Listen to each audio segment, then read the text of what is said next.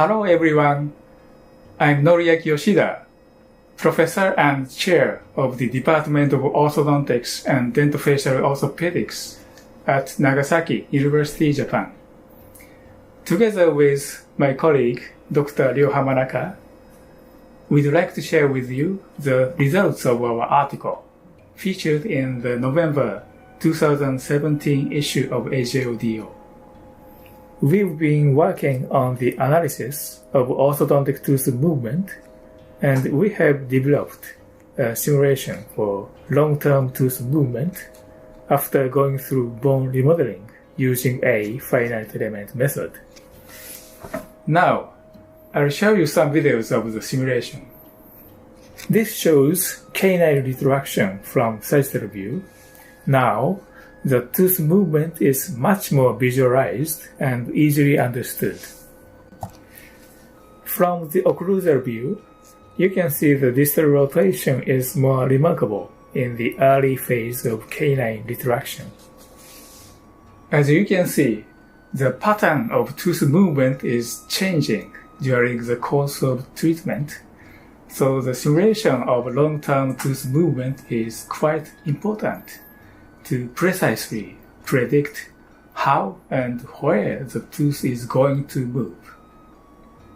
Dr. Hamanaka, how did you develop a model for simulating a long-term tooth movement? I made the model in 2 steps. Please look at the figure. For the first step, an orthodontic force is applied to a tooth model.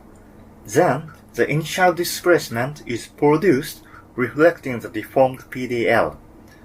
For the second step, alveolar bone geometry is updated so that the PDL is restored to its original configuration and thickness. And again, applying an orthodontic force, initial displacement is produced. These 2 steps are iterated to simulate long-term tooth movement. Would you explain the results you obtained? I made a simulation of tooth movement when sliding mechanics are employed in extraction case. Let me show you the results. The extraction space was completely closed after the bone remodeling steps were iterated 121 times. Anterior and posterior teeth were tipped into the extraction site and bowing occurred. Did you obtain any other results? We were able to analyze the force system acting on each tooth during space closure, as well as the pattern of tooth movement. This shows a change in the normal force during space closure. In the early phase of space closure, there is no vertical force on the molar. However, as the space is closed, the magnitude of normal force or friction will increase. Then, the archwire will begin to stick to the brackets and tubes, and the velocity of the tooth movement will also decrease.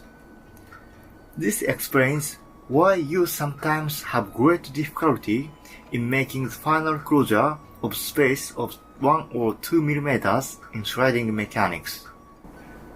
Using this simulation, we can analyze not only the pattern of tooth movement, but also the force systems which are changing during long-term tooth movement. Before we finish this video, we'd like to thank the co-authors Dr. Koga, Tominaga, Yamaoka, and Tuan. Thank you for joining us today, and we hope you enjoy reading our article.